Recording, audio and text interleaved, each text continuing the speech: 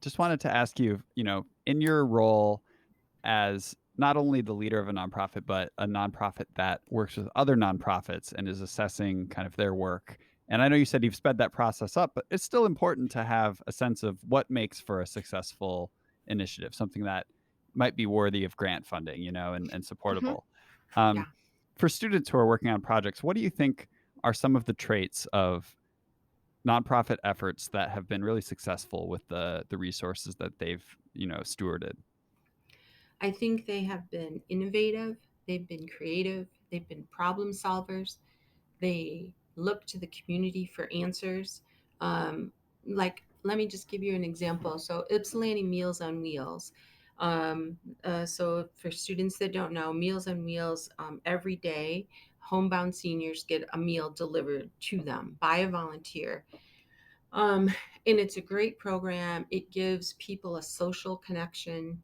Um, and every single time something came up, they figured out a way to solve it. And so, like when COVID happened, right? They doubled up on meals so that they made sure that people had meals. When they found out that people were giving their pets some of their food, they started a pet delivery service, Hmm. food delivery. So they added pet food to the delivery so that people could take care of their pets. When they found out about personal care items that people couldn't get out because of COVID, they started delivering personal care items. So um, adult needs, um, soap, toilet paper, personal protection stuff. And so they just kept solving for X all the time, right? So Hmm. whatever came up, the Y did that. So the Y, most people know the Y as a place to go work out. Well, they had to close their building. Well, the Right. Y is also very successful in early childhood and taking care of young children and having childcare centers. They developed a collaborative in the Ypsilanti area so that there was a sliding scale place for people. They went to Glacier Hills, which is a senior living center, and opened up childcare for frontline workers. So they just were constantly not only listening but acting on what they were hearing, um, in a time where some nonprofits didn't survive because they were like, oh no, we're not going to be open. But it's like, well, but the people, this is when they need you the most. Right. So all of those kinds of things, being proactive, being curious, being creative, being problem solvers, critical thinking skills, um, and in always thinking, I guess what's really important for the students especially is to ask who's not at the table. Hmm. So even if you have a great group of people, who's not at the table and whose voice needs to be heard, right? Everyone has a voice, but we need to make sure that we're always listening, and we need to make sure that we're inviting that voice into the conversation. Yeah, I think that I was going to ask you as a follow up, what do you see as a really common pitfall for, efforts that are seeking support and maybe get it or not, but then really it doesn't work out. And for us, at least with Optimize, one of the big things that we've tried to focus on is understanding that a stakeholder is anyone who's affected by the work that you want to do. And, Yeah, whether or not you factor them in is up to you, but they're still a stakeholder. yeah. And so really trying to improve people's understanding of that and that exact question you just asked of who And really does need to be at the table.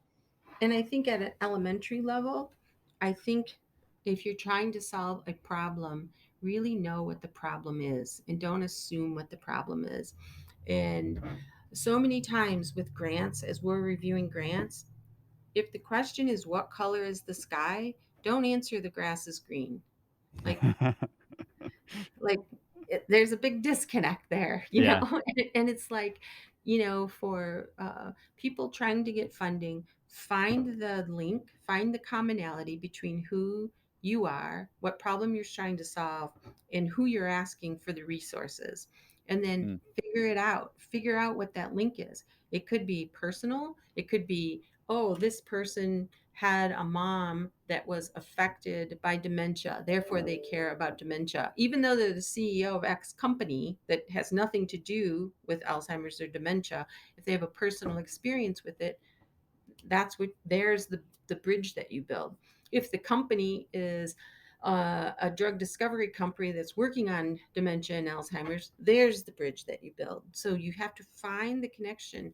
It would be really interesting if at one of the optimized workshops, you gave people everyday objects and told them to find the connection Hmm. to, like, That's an interesting idea. yeah, just to see if they could make some kind. What is the connection? What is Yeah. the connection to that? That would be a really interesting experiment. You should try that. Well, we'll leave it at that. I think that that's a great Okay. suggestion to end it on. I know you've got to get going, but I mean, I Mhm. think that that's I think that that in itself is one of the main skills of nonprofit work and philanthropy and community work is just always trying to figure out what are the connections here between the things that are happening. we Um, yeah, we are all connected. We all need to be invested in taking care of each other and taking care of the earth. So absolutely.